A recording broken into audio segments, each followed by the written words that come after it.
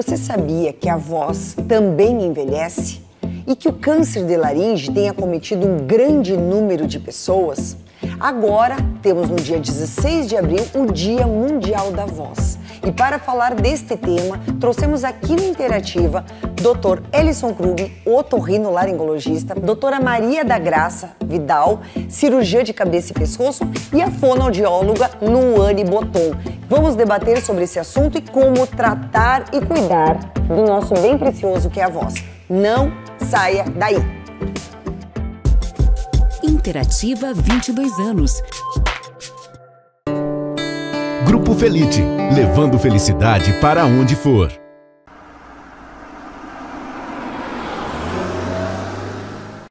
Recreando, espaço interdisciplinar de aprendizagem.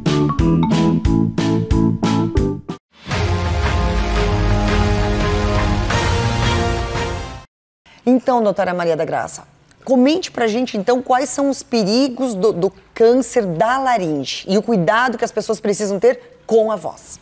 Bom, Silvana, o câncer de laringe é uma doença que ela é fatal quando não é diagnosticada precocemente e, consequentemente, não vai ter o tratamento adequado. Tá? Na via aérea superior, ou seja, na área de cabeça e pescoço, né, garganta, boca, laringe é o segundo tumor mais frequente, certo?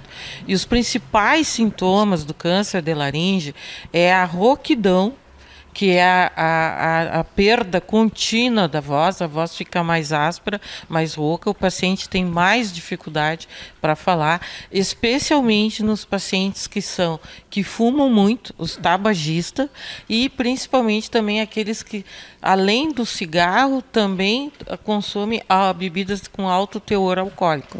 Então, isso praticamente aumenta 20 vezes o risco de ter câncer de laringe.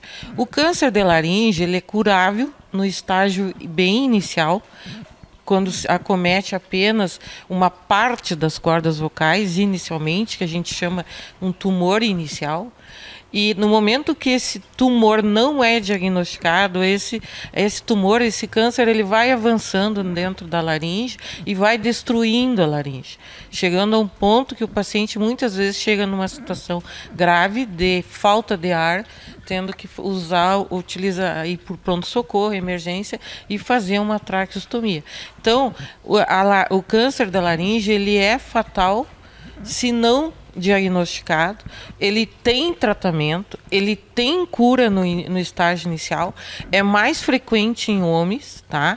É 25% dos cânceres da área de cabeça e pescoço, dentro da via digestiva aérea superior. Nós temos no triênio de 2023 a 2025 a probabilidade de 7.800 casos novos, sendo que no homem a maior proporção, em torno de 6.600, e as mulheres em torno de 1.300 casos novos. E a gente faz um apelo, um alerta, que todas aquelas pessoas que a voz acaba sendo seu principal meio, né, de trabalho, porque a voz para nós é essencial, é por onde é o nosso lado, onde a gente interage, onde a gente expressa os sentimentos, aonde a gente também, através dela, faz o nosso trabalho, tem que ter cuidado. Cuidado não somente para não ter um câncer, mas ter outras patologias que envolvem a laringe, como nódulos, pólipos, que podem interferir na boa comunicação. Então, a laringe ela é um órgão complexo, né, que tem as pregas vocais, outras estruturas que se organizam para fazer a voz, e a gente sempre fala que a rouquidão é o principal e o mais frequente sintoma, mas nós podemos também ter o desconforto da dor na garganta e aparecer um caroço no pescoço, e dali um tempo surgir a rouquidão. Então, sempre que um paciente tiver rouquidão por 15, 20 dias, que não melhora, acha que está gripado e que a voz está sumindo, mas ele é fumante, ele também ele gosta, né, tem uma bebidinha e aquilo é mais contínuo, é importante que ele procure um especialista para fazer o exame endoscópico da laringe. E toda lesão suspeita na laringe que encontra, ela deve ser biopsiada, para a gente ter o diagnóstico e aí ver qual é o melhor tratamento. O tratamento sempre ele é individualizado, de acordo com o estadiamento da doença.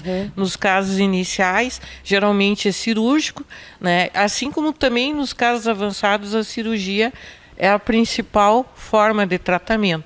Mas sempre a gente fala assim, o receio do paciente com câncer de laringe é perder a voz. Então, o tratamento, a primeira alternativa, sempre a prioridade é ver a cura desse paciente. A cura é o nosso objetivo maior.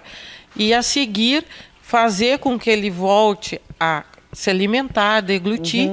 E, claro, muitas vezes a gente também pensa que esse paciente continue tendo a voz ou pelo menos um mecanismo que ele possa se comunicar naqueles pacientes quando tem um câncer avançado que infelizmente necessitou tirar toda a laringe. Tá. Vamos fazer um gancho que eu acho que é importante pegar. Falamos muito da rouquidão, né? Tem a questão da rouquidão, ok, que é o primeiro sintoma, mas eu gostaria de perguntar para o Dr. Ellison a questão assim.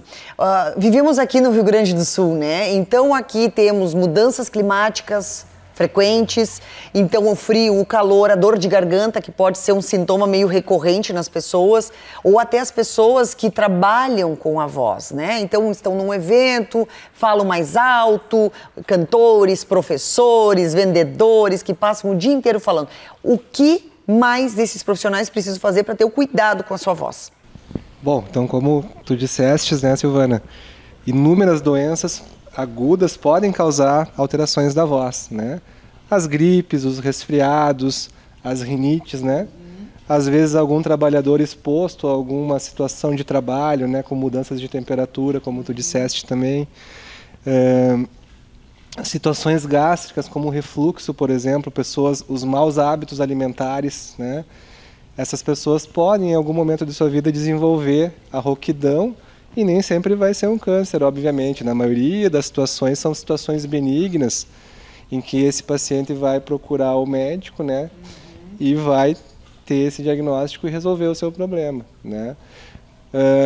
Obviamente que quando esse paciente tem esse sintoma, ele procurando logo ajuda, auxílio de saúde, por uma gripe, por um resfriado, por algum sintoma gástrico, a gente consegue evitar que essas lesões agudas virem permanentes, né? Ou aquele profissional que usa muito a voz no trabalho, como você disseste, né? Várias profissões exigem da voz, né? E a nossa prega vocal ela tem muito contato, né? A fonação ela exige de um contato constante das pregas vocais e isso pode gerar lesões agudas e permanentes. Por exemplo, uma pessoa que é muito gritona, ela pode gerar uma prega vocal, um nódulo, ela pode começar a ter nódulos nas cordas vocais porque ela está gritando o dia inteiro? Ela pode inclusive gerar lesões agudas que só serão possíveis o tratamento com cirurgias, por exemplo, como os pólipos vocais. Então, quando a gente faz um uso inadequado da voz ou de forma abrupta, né? Até um torcedor, por exemplo, não tá gritando torcendo pro seu time. Chega no final do jogo, não tem voz. Não tem voz, exatamente. Ou aquela voz contínua diária de um professor, por exemplo, pode desenvolver lesões. Tem 12 horas de aula no dia, chega de noite e não tem voz. Exatamente. Então, para isso a gente tem algumas orientações de aquecimentos, de bom uso da voz e da musculatura do nosso pescoço, da nossa laringe, que os fonoaudiólogos, os nossos profissionais, ajudam e muito nesse cuidado com a voz. Né? Porque a gente fala que aqui na realidade é um músculo, né? E às vezes as pessoas confundem se é uma dor muscular ou se é uma dor aqui nas cordas vocais mesmo. Exato. A pessoa às vezes acaba criando mecanismos de defesa do excesso de uso da voz, né? Então ela acaba usando musculaturas inadequadas, posturas inadequadas, e isso pode repercutir até em dores, né, cervicais, até erros de postura mesmo. Erros de postura. Exato. E eu gostaria então de ouvir da Luane, que é fonoaudióloga e que faz os tratamentos, no caso, para essa reabilitação? Depois de tratado, depois de diagnosticado corretamente, qual é o tratamento? A reabilitação da voz, ela vai depender muito do tratamento necessário que os médicos realizaram anteriormente. Então, geralmente, quando é um paciente que precisa ser submetido a uma radioterapia, a gente já sabe que a mobilidade dessas estruturas estarão bastante prejudicadas.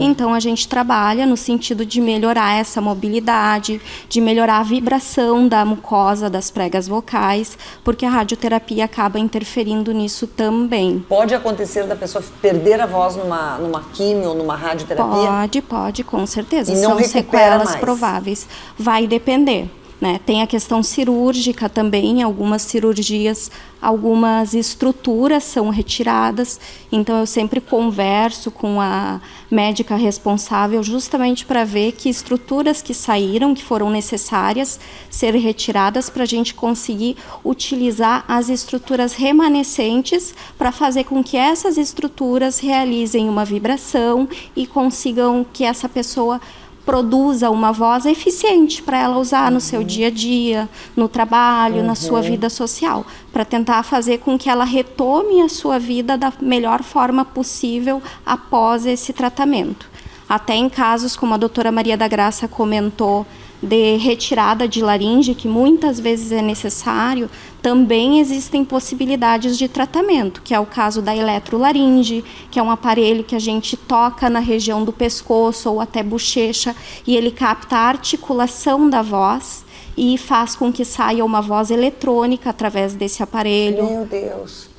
Existem também cirurgias onde é feita uma ligação entre a traqueia e o esôfago cirurgicamente, aí precisa passar pelo médico, que faz com que o ar, na hora de ser expirado, seja redirecionado para o esôfago, e aí são essa estrutura faringoesofágica que realiza uma vibração e produz uma voz diferente.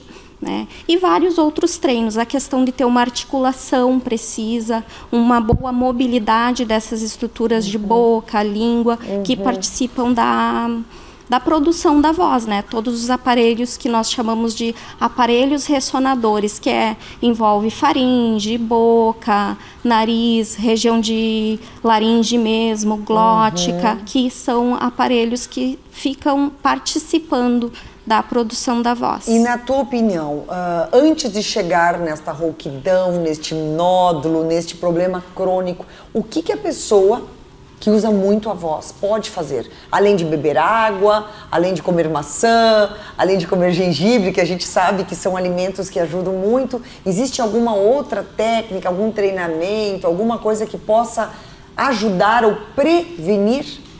Existem sim, existem exercícios de aquecimento e desaquecimento vocal que são indicados para todos os profissionais que utilizam a voz. Como vocês comentaram antes, são praticamente todos, né? Professores, músicos, e cada profissional tem o seu cuidado, porque assim, professores estão na sala de aula, muitas vezes utilizando o giz, falam olhando para o quadro, inspirando aquele pó do giz.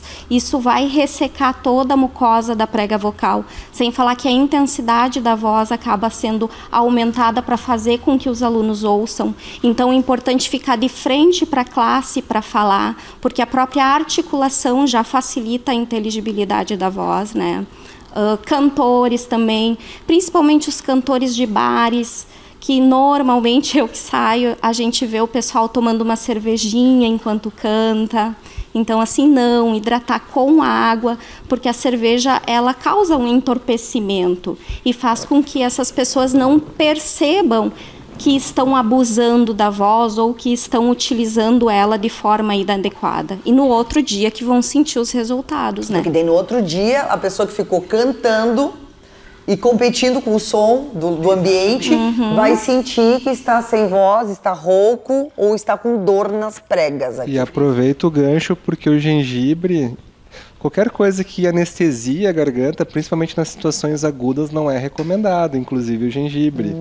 Porque a pessoa ela vai se sentir mais confortável com a situação, com o alívio da dor, e vai acabar abusando ainda mais da voz.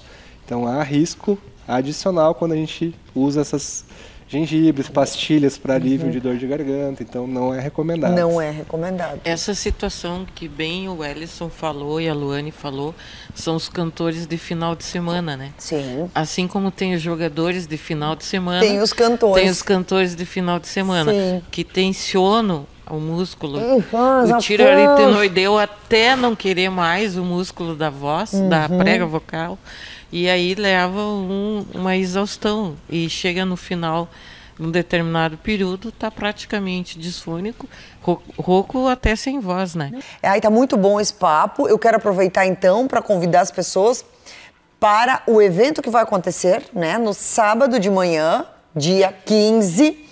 Vai ter um simpósio maravilhoso no GULERP, lá na Universidade Federal de Santa Maria, onde vai ser discutido vários assuntos relacionados à voz, às doenças, aos tratamentos.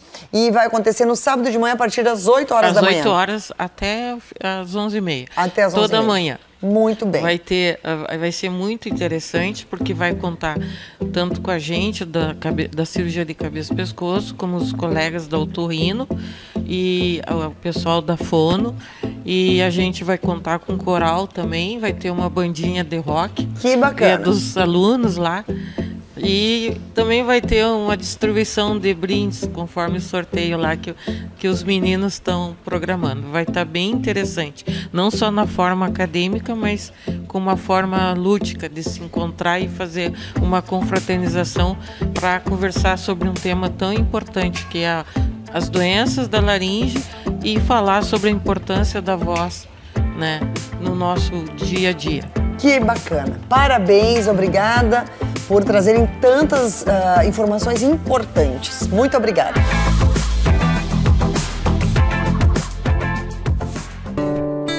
Grupo Felite, levando felicidade para onde for.